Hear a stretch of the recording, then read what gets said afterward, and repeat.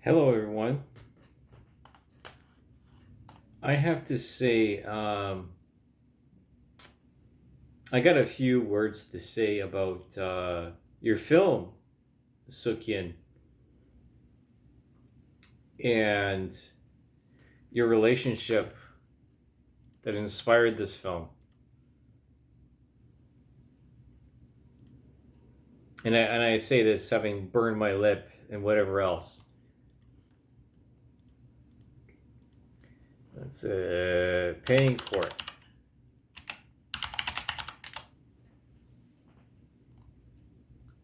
Inspired by Chester Brown and his graphic novel entitled by the same description, and paying for it, and his adventures in being a John, a comic strip memoir about being a John.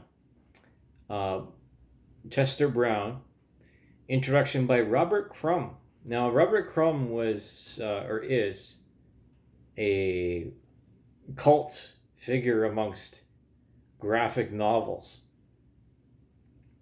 and Chester is described as this socially inept person in that he didn't want to get into paying for sex because he thought that it would make him a loser, and that he's self-described as, or not self-described, he is by the third person described as a libertarian, and he's all about the freedom of the individual. And it was so this is from the Wikipedia page, and I haven't even seen the film yet, but I'm already pissed off. So you can interpret that by two perspectives. One, controversy is the currency of the internet, and the fact that I'm pissed off is a good thing. Two, that individual freedoms do not supersede the whole, right? They do not, individual preferences do not supersede the rights of the entire society. In other words, your rights end where mine begin. And that's where this becomes political. And I watched a couple of videos, and I look at Chester Brown. He'll probably laugh at this. You're one ugly motherfucker. Chester, I'll say this right now. You're one ugly motherfucker. It's like you don't even give a shit anymore, right? You're some old ass motherfucker who's got some fucking long ass fucking skullet going on with a receding hairline and this huge ass beard. And you're like, whatever. I ran for fucking political office, and I lost to what's her face? I lost to Olivia Chow. I lost it to Jack Layton's widow.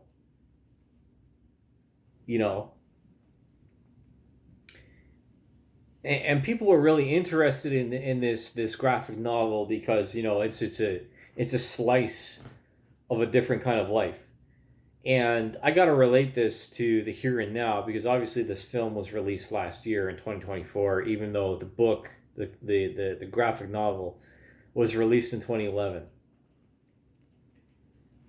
In that, the cultural prevalence of OnlyFans or of Pornhub, and the proliferation of pornography, and even the existence of it as propaganda of freedom of the individual above all else.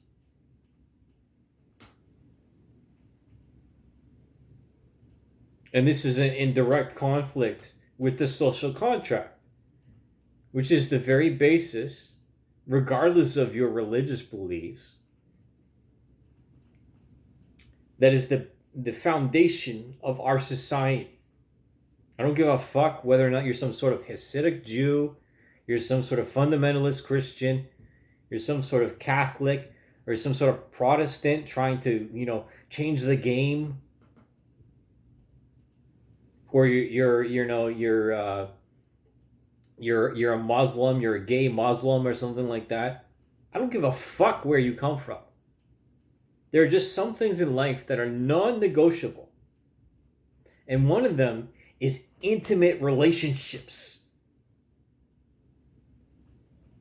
You don't just go 2.5 years with someone, plug in the same hole, okay, and dismiss them as being something casual.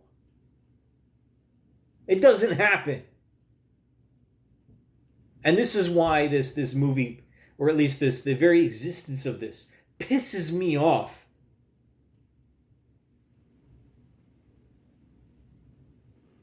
It pisses me off.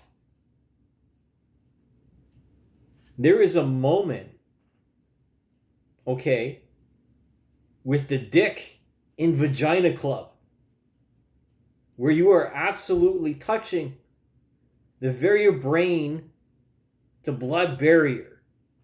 And this is non-negotiable. Your nerve endings are quite literally touching each other.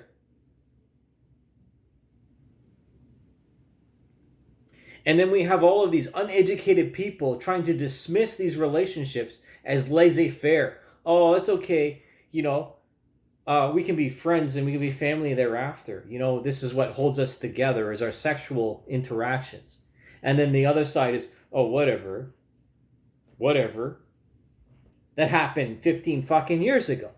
But to me, you can't just dismiss a relationship like that. When you gaze eye to eye, okay? And you're watching the dilation of someone as they orgasm.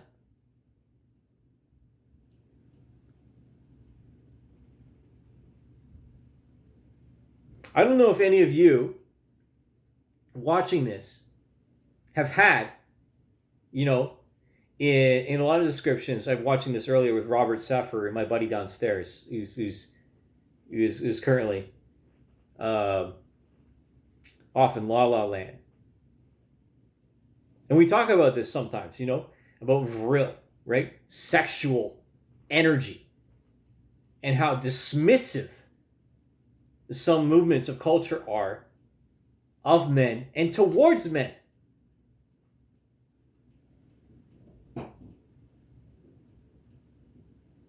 And that pisses me off. And even some men will brush aside their own sexual energy for the purposes of instantaneous gratification, as in a means of validating themselves, because they have insecurity and they have inability to be accountable, and then also in a conversation with the opposite sex. And this is why I oppose polyamory, and why I oppose, promiscuity.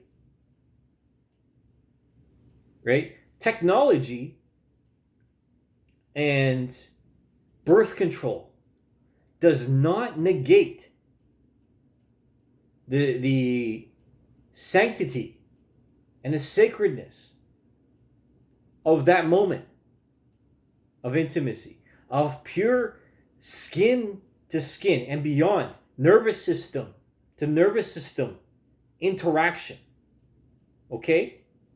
You don't just have casual fucking sexual relationships. One night stands are not one night stands.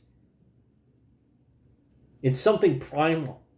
It's something within us that recognizes that there is something attractive and something dimorphic and different and complementary to you. Not just as a mirror image, but as something that is in contrast and differential, and thus a balance, okay? a yin and yang to your own person.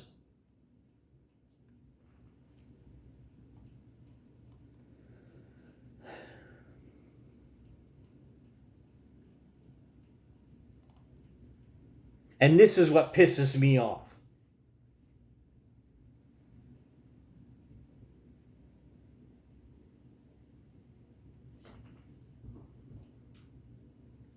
No matter what, you're paying for it. You're paying for it.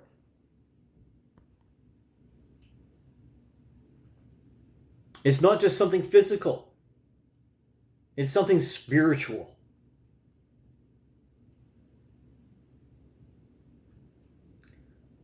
So to throw someone in jail that you used to have sex with just because you don't agree with them anymore is evil. It's fucking evil. I've said this before. If you don't love your exes, then why should anybody else love you? Because the people that you select to have sex with are a reflection of yourself, of the same wavelength. And if you make the wrong decisions in life, that's your own fucking fault. That's your own fucking fault. It's not anybody else's.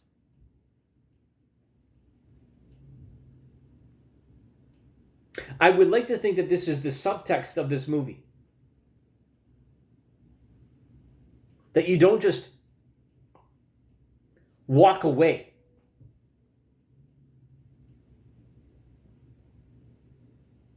And in the end, right?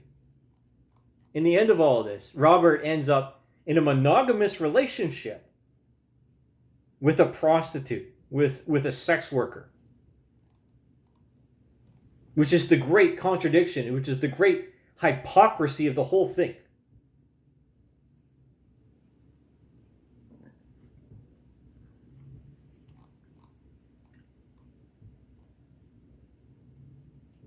Possessive monogamy. You're full of shit, dude. I'm calling you out right now. I'll say it to you in your face. Mr. Robert Crumb, you're full of shit. And it's not just from some religious or some cultural pretext.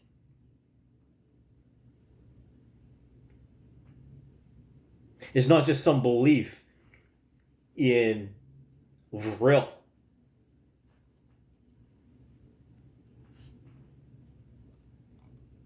There's two types of people in this world. Those that can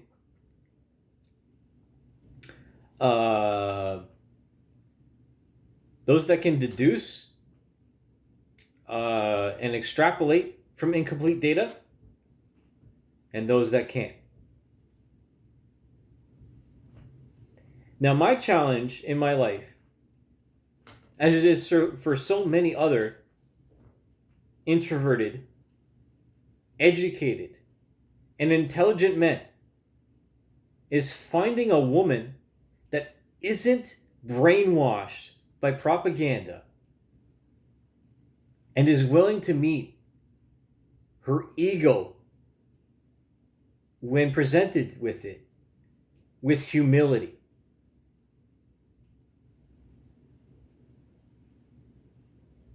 Because you got to remember who you were before the propaganda. And we got to move on from this fucking war of the sexes or war of the indeterminate. Or this identity politics, right? Because it's not what you think it is. It isn't. And it's probably beyond what you understand. And you shouldn't be mad at me or other individuals because we do understand what it is. Because it's not fucking rocket science. Because what it is territoriality. And being territorial is something inherent to our animalistic nature as humans. And our relationship with the natural ecology, and evolution. It's not something necessarily religious. It's part of natural selection. And we keep inventing these different games so as to stop certain people from having children and allowing other people to have children because we believe them to be of cultural superiority or some sort of historical superiority, of some religious superiority, or et cetera, et cetera, et cetera. Or even sexual superiority. Because that's what we really get down to with the nitty-gritty of things, is this exploration of dominance hierarchies. And I'm not about to tell you, Sook-Yin, how to live your life or how to justify your decisions or how to tell you how to be an artist. I don't see you telling me how to fucking paint a picture.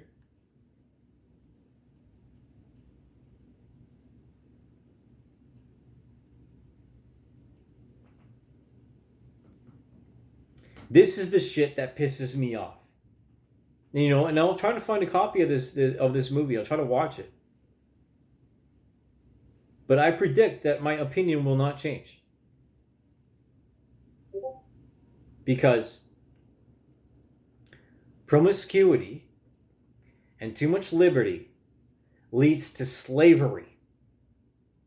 Even with the changes of the legislation in Canada that makes, or that concentrates or moves the focus away from the women performing the sex work to the people purchasing the service, the sexual service. And that was done, what? In 2014? Let's see.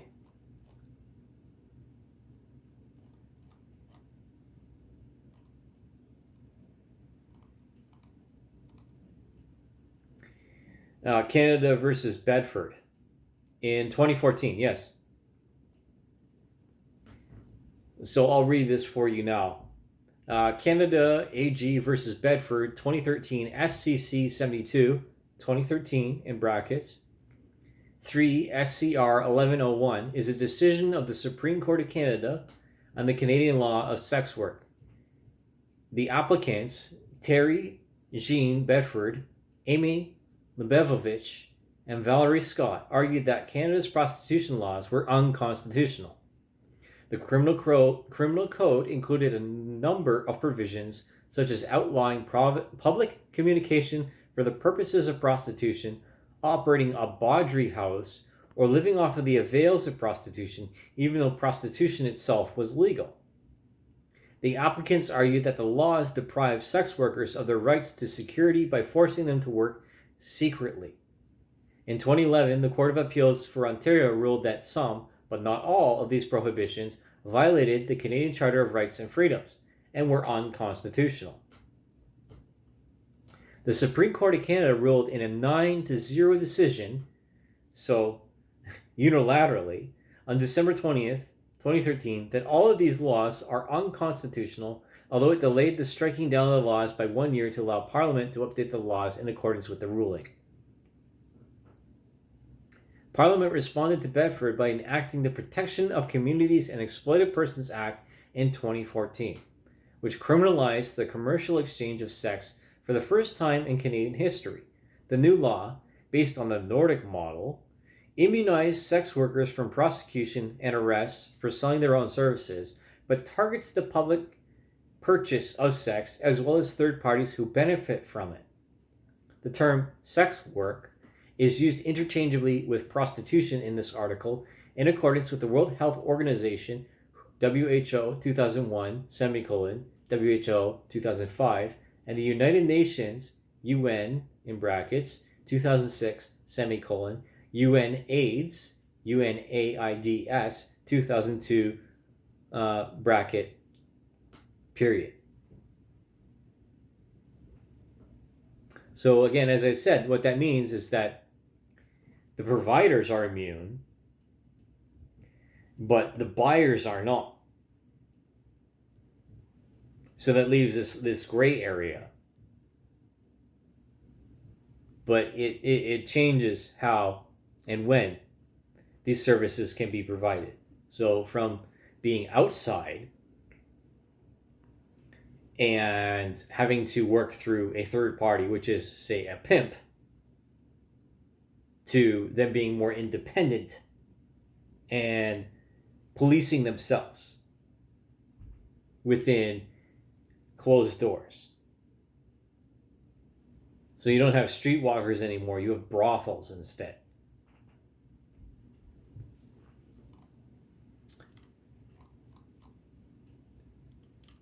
So to me, this shows a lot of bias and a lot of preference towards the autonomy of women versus the freedoms and liberties of men. And that is the real hypocrisy of the whole thing. And that is the real contrarian logic of bullshit when it comes to legislation and sexism within our society as it is Canada. But this also extends to other places in the world which have foundations upon the philosophies of utilitarianism and of German and English and French Enlightenment from the 17th century onwards. And if you don't know what I'm talking about, too fucking bad. It's not my job as an individual to explain to you what that means. Because that's exactly what it is. That's exactly what it is. You as the individual, under libertarianism, and through this guy's, through, what's his face? Through this legal philosophy, Chester Brown, that it's up to you to inform yourselves as to the risks and rewards and the penalties for moving forward with these activities and these decisions. But there requires and is an expectation of intellectual and emotional maturity.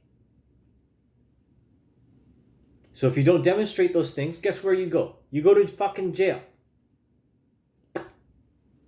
But within our society, we don't have this egalitarian treatment. And I've said this in other videos, because jail and incarceration is for men.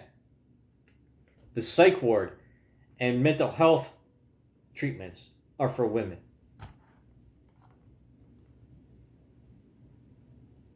That's all I'm going to say about this before I actually digest this movie, this film. You know? Because pornography in itself is propaganda. Thanks for watching. I hope you learned something from me being angry about this.